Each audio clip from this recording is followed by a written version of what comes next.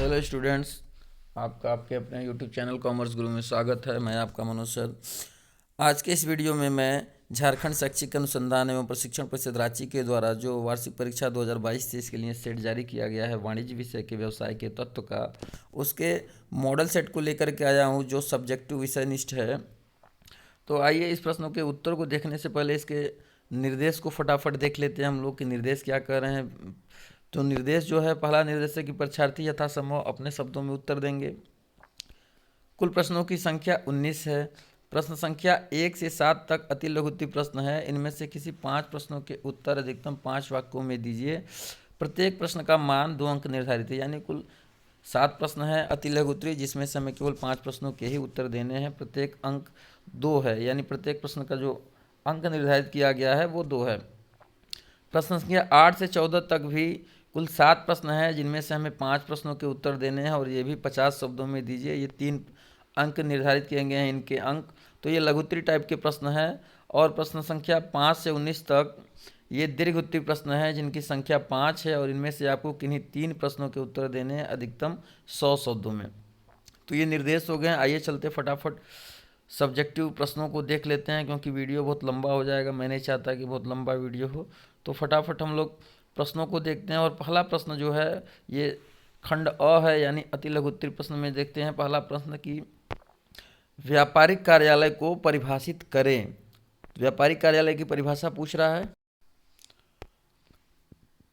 तो पहले प्रश्न का जो उत्तर है वो है आपका प्रोफेसर जेसी बहल के अनुसार। ठीक है, ये प्रोफेसर हैं जेसी बहल, उनके अनुसार व्यापारिक कार्यालय की परिभाषा है, व्यापारिक कार्यालय का अर्थ एक ऐसे स्थान से होता है जहां से किसी व्यापारिक संस्था का कार्य संचालन किया जाता है। तो आप इस परिभाषा को याद कर लीजिए, परीक्षा में पूछे आप तुरंत इस परिभाषा को आसानी से लिख सकते हैं। आइए दूसरा प्रश्न देखते हैं। क्वेश्चन नंबर 2 है, अनुक्रमणिका के अभाव में कोई 2 कठिनाइयों को लिखें। तो यानी कठिनाइयाँ जो अनुक्रमणिका के अभाव में आपको महसूस करनी पड़ेगी। ठीक है, यानी अनुक्रमणिका की आवश्यकता आप इसको कह लीजिए, या अनुक्रमणिका के लाभ कह लीजिए इसको। यानी जब आप अनुक्रमणिका का प्रयोग नहीं करेंगे तो आपको किन 2 कठिनाइयों का सामना करना पड़ेगा, उसी को इस प्रश्न में लिखना है। आइए इसके उत्तर को देखते हैं। पहली कठिनाई है पत्रों को सरलता एवं शीघ्रता से ढूंढने में कठिनाई। दूसरी कठिनाई है अनुक्रमणिका के अभाव में ग्राहकों की पूर्ण जानकारी एकत्र करने में कठिनाई। तो ये 2 ऐसी कठिनाइयां हैं जो हम अनुक्रमणिका का प्रयोग नहीं करेंगे तो हमें इन कठिनाइयों का सामना करना पड़ेगा।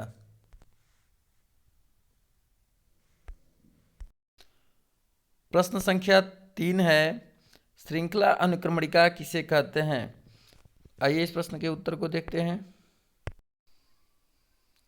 तो श्रृंखला अनुक्रमणिका का उत्तर है, किसी ग्राहक को विभिन्न तिथियों पर भेजे गए पत्रों की नकल किन किन पृष्ठों पर की गई है, इसे ज्ञात करने के लिए जो विधि अपनाई जाती है उसे हम श्रृंखला अनुक्रमणिका कहते हैं। बात समझ में आ गई। किस किस तिथि पर किसी ग्राहक को हमने पत्र भेजा है, उसकी प्रतिलिपि किस पेज पर है, उसको ज्ञात करने के लिए जो विधि अपनाई जाती है उसे हम श्रृंखला अनुक्रमणिका कहते हैं। प्रश्न संख्या 4 है, शुष्क मुद्रण क्या है। What is xerography. शुष्क मुद्रण प्रणाली में प्रतिलिपि तैयार करने के लिए एक यंत्र का प्रयोग किया जाता है। इस यंत्र से प्रतिलिपि किसी भी साधारण कागज पर ली जा सकती है। मुद्रित, लिखित, आलेखित तथा टाइप की गई सामग्री की नकल के लिए यह उपयुक्त विधि है। इसके द्वारा प्रति मिनट 6 नकलें तैयार हो सकती हैं। तो ये है शुष्क मुद्रण प्रणाली। प्रश्न संख्या 5 है, बैंक ड्राफ्ट से आप क्या समझते हैं। आइए इसके उत्तर को देखते हैं। बैंक ड्राफ्ट एक प्रकार का विनिमय पत्र है जो एक बैंक द्वारा दूसरे बैंक पर लिखा जाता है। यह चेक की भांति मांग पर देय होता है तथा देशी विदेशी सभी प्रकार के भुगतान में प्रयोग किया जाता है। यह एक प्रकार का आज्ञा पत्र होता है जिसके द्वारा एक बैंक अपनी शाखा या एजेंट बैंक को एक निश्चित धनराशि किसी व्यक्ति विशेष, फर्म, कंपनी या उनके द्वारा आदेशित किसी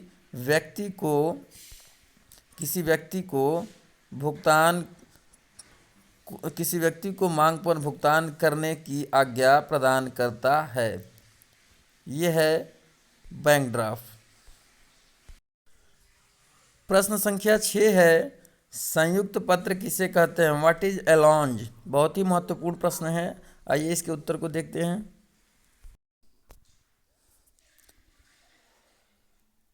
जब बेचान करते करते चेक या किसी विनिमय साध्य प्रलेख की पीठ पर पूर्णतया भर जाती है और बेचान करने के लिए कोई स्थान नहीं रहता, तब उस चेक या प्रलेख के साथ एक सादा कागज अलग से और चिपका दिया जाता है। इस कागज को संयुक्त पत्र या एलॉन्ज कहा जाता है।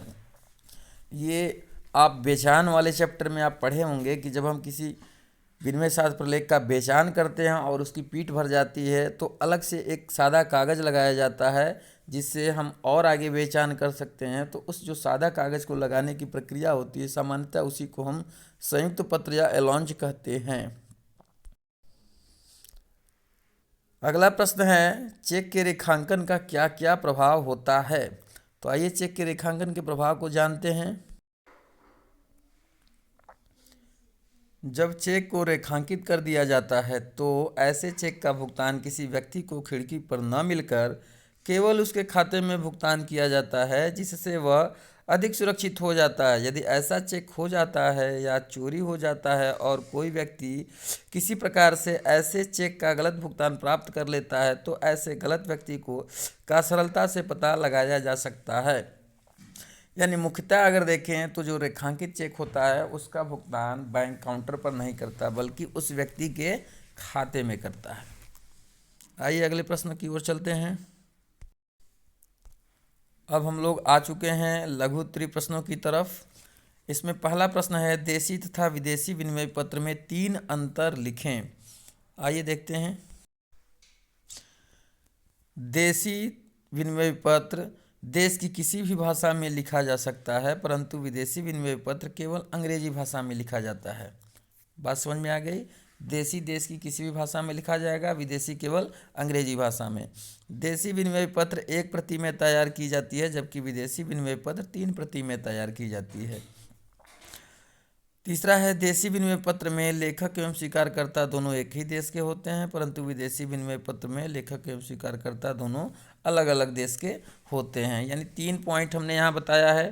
पहला जो है वो भाषा के आधार पर अंतर है, दूसरा जो है प्रतियों की संख्या के आधार पर, और तीसरा जो है प्राप्तकर्ता और स्वीकर्ता दोनों किस देश के होंगे इस आधार पर। यह है देशी एवं विदेशी विनिमय पत्र में अंतर।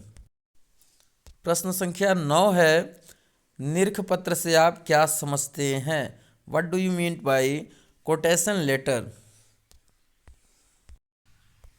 आइए निरख पत्र को देखते हैं।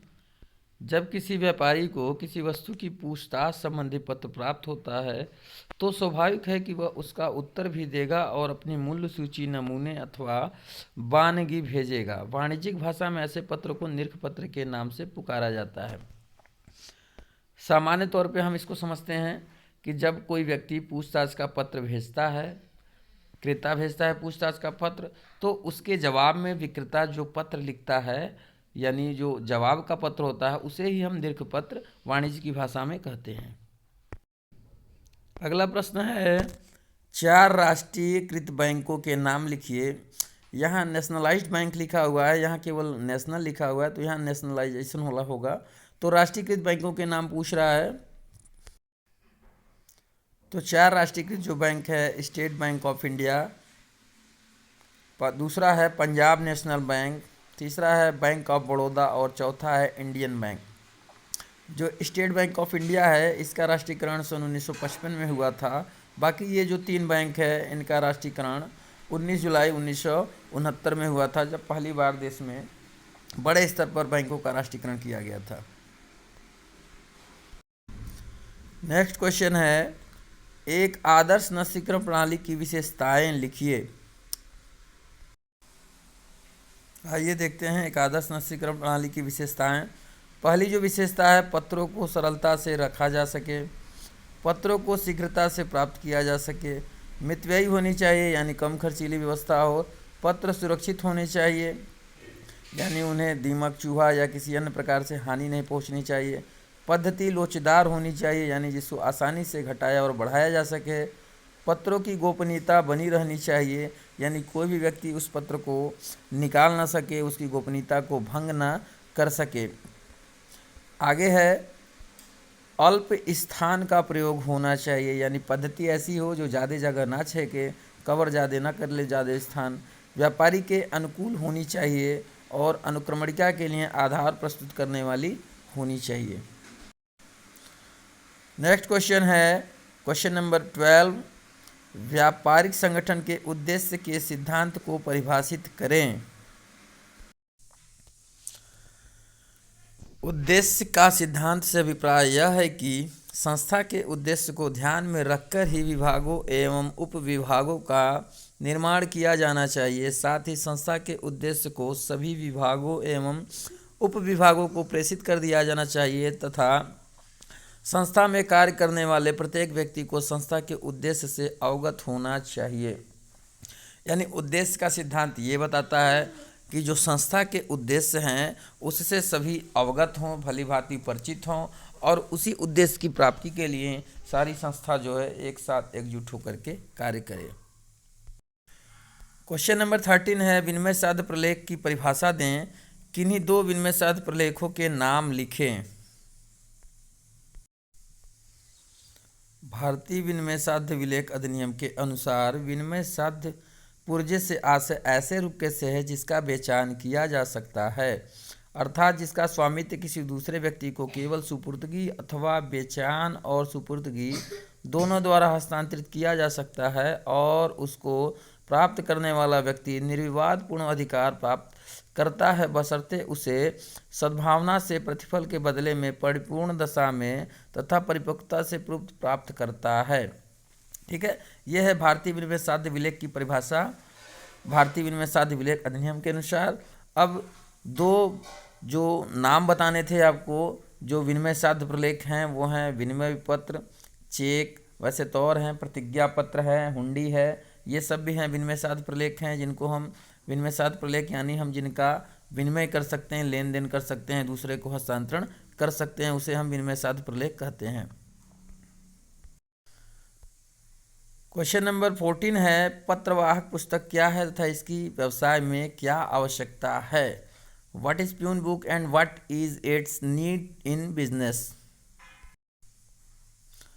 स्थानीय पत्रों को पत्रवाहक पुस्तक में चढ़ाकर चपरासी द्वारा संबंधित व्यक्ति के पास भेज दिया जाता है। चपरासी पत्र देने के बाद पाने वाले का पत्रवाहक पुस्तक में निर्धारित स्थान पर हस्ताक्षर करवा लेता है, जो इस बात का प्रमाण माना जाता है कि वह पत्र संबंधित या अधिकृत व्यक्ति को प्राप्त हो गया है। पत्रवाहक पुस्तक में पत्र की क्रम संख्या, तिथि, पत्र पाने वाले का नाम व पता, डाक का विवरण, पत्रवाहक का नाम तथा प्राप्तकर्ता के हस्ताक्षर के खाने होते हैं। ठीक है, यह है पत्रवाहक पुस्तक का अर्थ। अब आइए देखते हैं पत्रवाहक पुस्तक की आवश्यकता हमें क्यों पड़ती है। देख लीजिए फटाफट। पहला पॉइंट है डाक व्यय की बचत के लिए, दूसरा है पत्र भेजने का प्रमाण के लिए आवश्यक, तीसरा है पत्रों के नष्ट होने या खोने की संभावना नहीं है, चौथा पॉइंट है स्मरण पत्र भेजने में सुविधा। अब हम लोग लास्ट सेक्शन की ओर आ गए हैं, जो दिया है किन्हीं 3 प्रश्नों के उत्तर दें, जो कि दीर्घ उत्तरीय प्रश्न है। किन्हीं 3 प्रश्नों के उत्तर दीजिए। लॉन्ग टर्म वाले क्वेश्चन है। इनमें पहला जो क्वेश्चन है यानी फिर क्वेश्चन नंबर 15, हाथ से प्रतिलिपिकरण विधि के गुण एवं दोषों की व्याख्या करें। तो आइए इनके गुण और दोष को देखते हैं। तो आइए देखते हैं हाथ से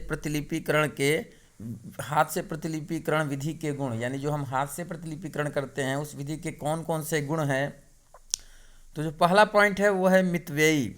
इस विधि से प्रतिलिपि लेने में सबसे कम व्यय होते हैं, यानी खर्च नाम मात्र का ही होता है। दूसरा पॉइंट है सरलता। इस विधि से नकल लेने में सरलता होती है, कोई भी व्यक्ति आसानी से इस विधि से नकल ले सकता है। तीसरा पॉइंट है प्रयोग। इस विधि का प्रयोग आसानी से किया जा सकता है, कम पढ़ा लिखा व्यक्ति भी प्रतिलिपिकरण इस विधि से ले सकता है। लास्ट जो पॉइंट है, छोटे व्यापारियों के लिए उपयुक्त। यह विधि छोटे व्यापारियों के लिए ही उपयुक्त है, अधिक उपयुक्त है। बड़े व्यापारियों के लिए ये निष्क्रिय साबित हो जाती है। तो ये है हाथ से प्रतिलिपिकरण विधि के गुण। अब आइए इसके दोषों को देख लेते हैं हम लोग फटाफट। हाथ से प्रतिलिपिकरण लेने के दोष। पहला है अधिक श्रम। इस विधि से पत्रों की नकल लेने में अधिक श्रम की आवश्यकता पड़ती है। हाथ से प्रतिलिपि यानी हम कोई पत्र है उसको देख करके पुनः हाथ से लिखते हैं, तो पुनः जब उसको हम लिखेंगे तो उसमें बहुत अधिक समय भी लगेगा और श्रम भी लगेगा। दूसरा है छूट जाने का भय। हाथ द्वारा प्रतिलिपिकरण लेने में कभी कभी कुछ तथ्यों के छूट जाने का भी भय बना रहता है, यानी लिखते समय देख करके ही जब हम लिखते हैं कोई दो चार शब्द या एक आध वाक्य छूट जाने का भय हमेशा बना रहता है उसमें। तीसरा पॉइंट है अधिक समय। इस विधि से प्रतिलिपि लेने में बहुत अधिक समय की आवश्यकता पड़ती है, यानी देख करके उसको लिखना रहता है तो समय तो अधिक लगेगा ही उसमें। चौथा पॉइंट है कि बड़े व्यापारियों के लिए अनुपयुक्त। ये जो हाथ से प्रतिलिपिकरण वाली विधि है, जहाँ सैकड़ों पत्र प्रतिदिन आते और जाते हैं, वहाँ देख करके हाथ से कॉपी करना ये बहुत ही कठिन काम है। आइए इसको देखते हैं। बड़े व्यापारिक कार्यालय जहाँ सैकड़ों पत्र प्रतिदिन आते एवं जाते हैं, वैसे कार्यालयों के लिए हाथ द्वारा प्रतिलिपि लेने की पद्धति अनुपयुक्त हो जाती है। ठीक है। पांचवा है अप्रमाणिक, यानी ये विधि जो है हाथ द्वारा प्रतिलिपि लेने की विधि को न्यायालय द्वारा मान्यता नहीं प्रदान की जाती, अतः यह प्रणाली और अप्रमाणिक मानी जाती है। ये जो प्रणाली है अभी अप्रमाणिक मानी जाती है, न्यायालय में इसको मान्यता प्राप्त नहीं है।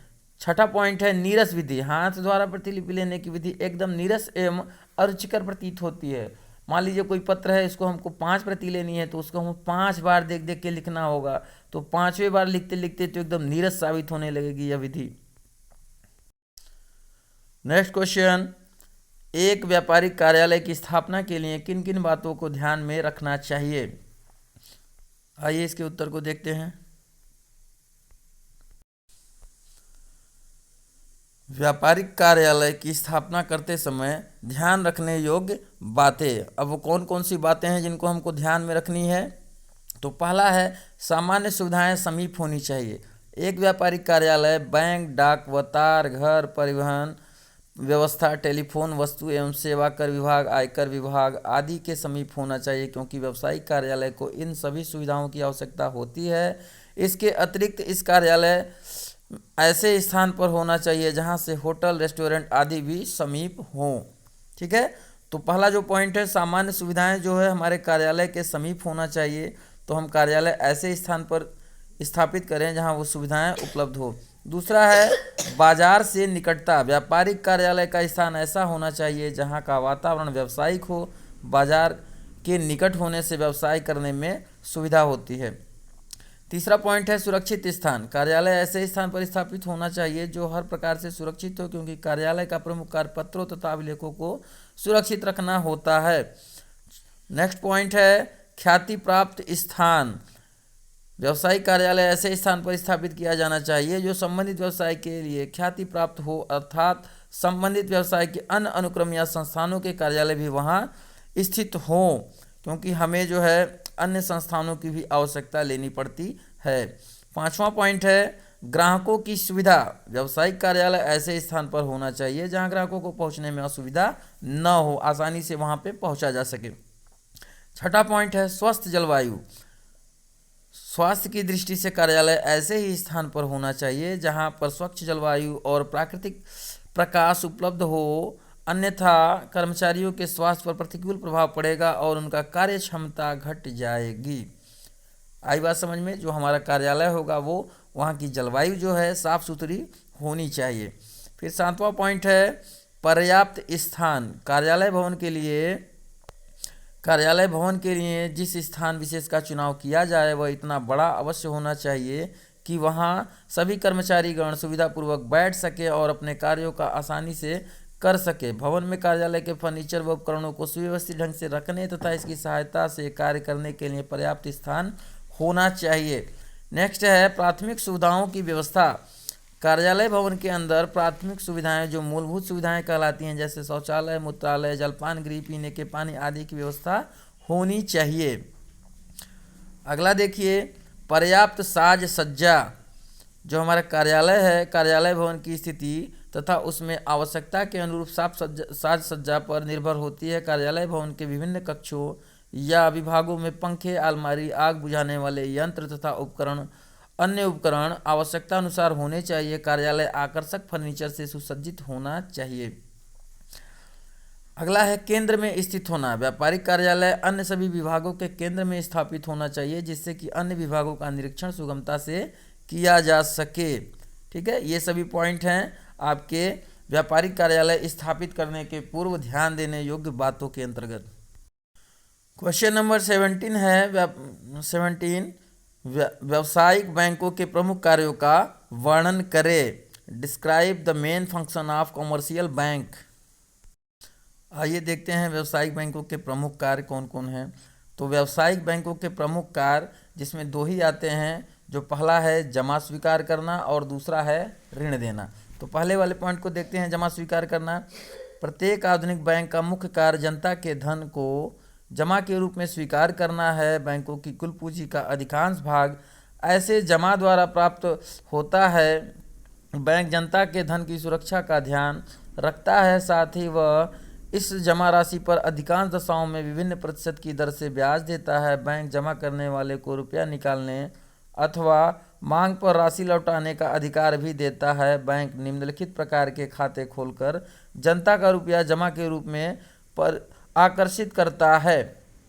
यानी बैंक जो आप जानते हैं अपने पास रुपया जमा कराता है, विभिन्न प्रकार के खाते खोलकर, ये बैंक का प्राथमिक या प्रमुख कार्य कहलाता है।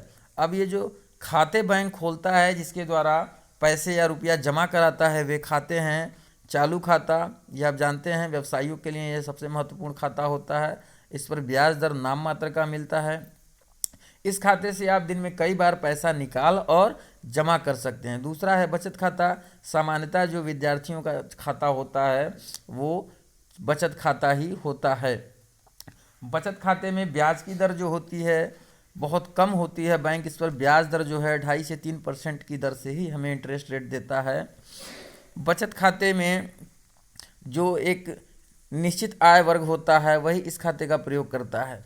तीसरा है सावधि जमा खाता। सावधि जमा खाता यानी स्थायी जमा खाता, या जिसको एफडी बोलते हैं, फिक्स डिपॉजिट। इसमें कुछ धनराशि कुछ निश्चित समय के लिए फिक्स कर दिया जाता है। इस पर ब्याज की जो दर होती है वो सबसे ज़्यादा होती है सावधि जमा खाते पर। चौथा पॉइंट है गोलक बचत खाता। गोलक बचत खाता जो आजकल वर्तमान में स्वरूप में नहीं है लेकिन पहले हुआ करता था। एक प्रकार का गोलक बंद ताला बंद होता था, जिसमें इसकी 2 चाबियां होती थी, एक बैंक के कर्मचारी के पास और एक ग्राहक के पास। दोनों चाबियां लगा करके इसको खोला जाता था और उसमें से पैसा निकाल करके फिर बंद करके ग्राहक को दे दिया जाता था और ग्राहक फिर उसमें पैसा इकट्ठा करता था। पांचवा है आवर्ती जमा खाता। यानी आवर्ती का मतलब होता है बार बार। ऐसा खाता जिसमें एक निश्चित धनराशि एक निश्चित समय अवधि पर बार बार आपको एक निश्चित समय तक जमा करनी है और उस पर एक निश्चित दर से बैंक ब्याज देगा और परिपक्वता तिथि के बाद बैंक उस पैसे को आपको वापस कर देगा। तो ये 5 प्रकार के खाते हैं जिसके माध्यम से बैंक जो है अपने पास पैसा जमा करवाता है। दूसरा जो बैंक का महत्वपूर्ण कार्य है वो है ऋण देना। बैंक का दूसरा प्रमुख कार्य है रुपया उधार देना। बैंक अपने पास जमा का कुछ भाग नकद कोष में रखकर शेष भाग को ऋण के रूप में देता है। ऐसे ऋण पर बैंक ब्याज लेता है जिसकी दर जमा धन पर दी गई ब्याज से अधिक होती है। बैंक निम्नलिखित ढंगों से रुपया उधार देता है। अब देखिए, बैंक जो रुपया उधार देता है वो भी निम्नलिखित माध्यम से देता है। पहला है नकद साख के रूप में, यानी कोई भी प्रॉपर्टी का जो पेपर होगा उसको गारंटी के रूप में रख करके बैंक आपको रुपया उधार दे देगा।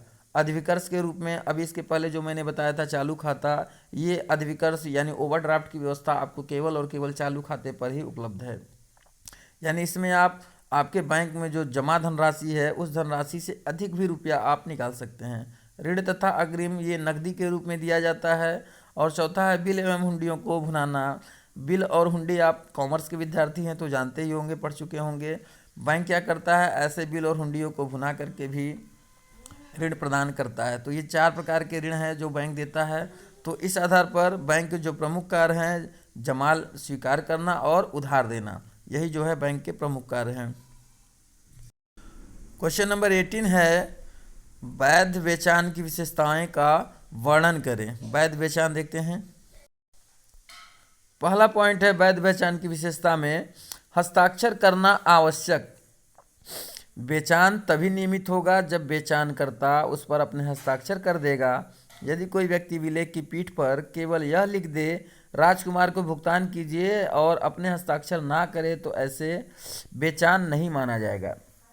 यानी इस वाक्य को लिखने के बाद कि राजकुमार को भुगतान कीजिए और उसके बाद वे नीचे अपने दस्तखत करेगा। अगर अपने दस्तखत नहीं करता है तो ये बेचान वैध नहीं माना जाएगा। दूसरा पॉइंट है, बेचान संपूर्ण विलेख का होना। पूर्ण राशि का बेचान करने पर ही बेचान जो है, ये विचार हो गया, यहाँ बेचान होगा, ये टाइपिंग मिस्टेक है, वैध माना जाएगा। यदि पूर्ण राशि बेचान न करके केवल आंशिक राशि का बेचान किया जाता है तो वह बेचान वैध नहीं होगा। उदाहरण के लिए, यदि बिल 2000 का है और बेचान करता केवल 1000 का बेचान करता है तो यह बेचान अवैध होगा। यानी हम किसी भी बिल का आंशिक बेचान नहीं कर सकते हैं, उसको हम पूर्ण रूप से ही बेचान करेंगे। तीसरा पॉइंट है, बेचान के स्थान। यद्यपि बेचान विनिमय साध्य विलेख के मुख्य पृष्ठ पर भी वैधानिक रूप से किया जा सकता है, परंतु सामान्यतः बेचान चेक आदि की पीठ पर ही किया जाता है। चेक की पीठ पर भर जाने पर उस पर एक सादा कागज चिपका दिया जाता है और सादे कागज पर ही बेचान किया जाता है। अगला पॉइंट देखते हैं हम लोग, बेचान करने का अधिकार। बेचान करने का अधिकार किसको है? विलेख के लेखक, धारक, आहर्ता तथा प्राप्तकर्ता तथा इनके अधिकृत प्रतिनिधि ही बेचान करने के अधिकारी होंगे। इसके अलावा अगर कोई दूसरा व्यक्ति बेचान करता है तो वो बेचान वैध बेचान नहीं माना जाएगा। सुपुर्दगी आवश्यक। आखिरी पॉइंट है, अधिकार के हस्तांतरण के लिए यह भी आवश्यक है कि बेचान करने के बाद उसकी सुपुर्दगी कर दीजिएगा। सुपुर्दगी न करने से बेचान का कार्य पूर्ण नहीं होगा। सुपुर्दगी का मतलब होता है डिलीवरी, यानी आपने जब बेचान किया तो जिस व्यक्ति को बेचान कर दिया है आप कोई विनिमय साध्य प्रलेख, तो उस प्रलेख को उस व्यक्ति को तुरंत आपको देना होगा। यदि आपने नहीं दिया तो वो बेचान वैध बेचान नहीं माना जाएगा। तो ये 5 पॉइंट थे जो वैध बेचान के लिए आवश्यक हैं। क्वेश्चन नंबर 19 और ये लास्ट क्वेश्चन है, बैंक ड्राफ्ट तथा चेक में अंतर स्पष्ट करें। तो हम लोग अंतिम प्रश्न की ओर आ गए हैं और अभी तक आपको वीडियो अच्छा लगा हो तो आप इस चैनल को सब्सक्राइब कर लीजिए, वीडियो को लाइक कर लीजिए और अपने मित्रों में अधिक से अधिक शेयर करिए ताकि उनकी तैयारी, जो परीक्षा का जो डेट है वो भी आपका काफ़ी समीप है, तो आप अब तैयारी में लग जाइए। अगर अभी तक नहीं लगे हैं तो इस चैनल के साथ जुड़ जाइए और आसानी से आप अपने परीक्षा की तैयारी कर सकते हैं। तो आइए अंतिम प्रश्न के उत्तर को हम लोग फटाफट देख लेते हैं। जो अंतिम प्रश्न है वो है, बैंक ड्राफ्ट तथा चेक में अंतर स्पष्ट कीजिए। तो यहाँ बैंक ड्राफ्ट और चेक में अंतर दिया हुआ है। जो अंतर का आधार है वो पहला पॉइंट है, लेखक। जो चेक का लेखक होगा वो कौन होगा? यह किसी व्यक्ति द्वारा बैंक पर लिखा जाता है और बैंक ड्राफ्ट यह एक बैंक द्वारा अपनी किसी दूसरी शाखा पर या किसी दूसरे बैंक पर लिखा जाता है। यानी चेक जो है एक व्यक्ति लिखेगा और बैंक ड्राफ्ट एक बैंक लिखेगा किसी दूसरे बैंक या किसी दूसरे बैंक की शाखा पर या अपनी बैंक की शाखा पर। दूसरा पॉइंट है अंडर आरएस शब्द। इसमें ऊपर अंडर आरएस शब्द नहीं लिखे जाते हैं और इसमें ऊपर शब्द लिखे जाते हैं। अंडर आरएस का मतलब यानी कि ये जो आपकी राशि होगी वो इतने रुपए से कम की बैंक ड्राफ्ट होगी, ये उस पर बैंक ड्राफ्ट पर लिखा जाता है। तो ये 2 पॉइंट थे। अगला हम लोग देखते हैं, यहाँ दिया हुआ है कि बैंक द्वारा कमीशन लेना। तो जो चेक होता है, बैंक इस सुविधा के लिए कोई कमीशन वसूल नहीं करता है। यानी जो आप चेकबुक इशू करा लेंगे तो उसी का जो चार्ज होगा थोड़ा बहुत वही, नहीं तो फिर अलग से आपको कोई चार्ज देने की आवश्यकता नहीं है। लेकिन बैंक इस सुविधा के लिए अपनी कमीशन वसूल करता है। बैंक यदि बैंक ड्राफ्ट बनाता है तो उसके लिए वो कमीशन लेता है आपसे। फिर है सुविधा के लिए पात्रता, यानी ये सुविधा कौन ले सकता है? बैंक यह सुविधा केवल उन्हीं व्यक्तियों को देता है जिनका बैंक में चालू खाता या बचत खाता होता है। यानी चेक उसी व्यक्ति को मिलेगा जिसका बैंक में खाता, चालू खाता या बचत खाता होगा। बैंक ड्राफ्ट बैंक ड्राफ्ट की सुविधा किसको मिलेगी? बैंक यह सुविधा किसी भी व्यक्ति को प्रदान कर सकता है, चाहे उसका चालू खाता या बचत खाता हो अथवा नहीं। यानी आपका बैंक में खाता नहीं भी है तो भी आप बैंक ड्राफ्ट बनवा सकते हैं, लेकिन चेक आप प्राप्त नहीं कर सकते हैं। लास्ट पॉइंट है वाहक को देय। यह वाहक को देय हो सकता है, यह वाहक को देय नहीं हो सकता है। शायद आपको ये शब्द न समझ में आ रहे हैं तो इसको मैं थोड़ा सा समझाना का प्रयास करता हूँ। वाहक को देय का मतलब है कि चेक जिसके पास हो जाए वो उसका मालिक हो सकता है। ये उस कंडीशन में कह रहा है कि जो चेक वाहक चेक हो, आदेशित चेक या रेखांकित चेक न हो। और बैंक ड्राफ्ट जो कह रहा है कि ये अगर किसी व्यक्ति को मिल गया या प्राप्त हो गया या उसने चुरा लिया तो इसका भुगतान वो प्राप्त नहीं कर सकता है। इसका भुगतान जिस व्यक्ति के नाम से है वही प्राप्त करेगा। वीडियो देखने के लिए आप सभी का बहुत बहुत धन्यवाद।